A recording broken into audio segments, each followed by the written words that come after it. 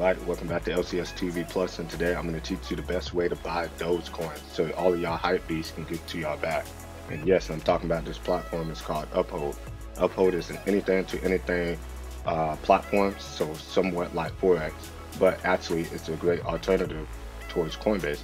As you see, it's definitely destroying Robinhood and Coinbase. Coinbase is somewhat neck to neck with them, but as you see, Uphold has 27 national currencies, 43 digital currencies. They even got precious metals on here. So that's really key when you want to look for an alternative platform that takes a different approach.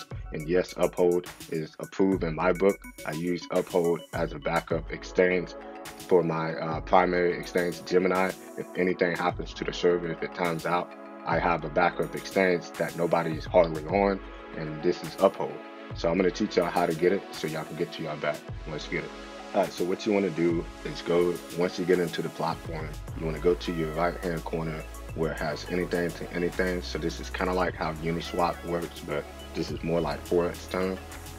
What you want to do is go ahead and put the amount that you want, so whatever the remaining balance that you got. So I got $5.21 in balancer that I want to convert to Doge.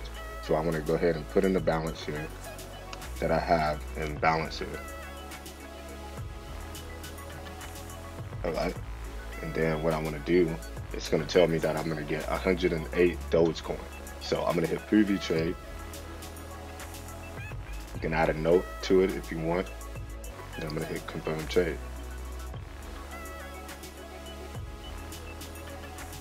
And there you go. Now I have 109 Dogecoin. And that's the fastest and easiest way to exchange anything to get Dogecoin. And also I heard you can add your credit card to this platform along with your debit and your banking account. So that is very shocking. And like I said, this is not financial advice. This is for educational purpose only. But that's it. This is a wrap up.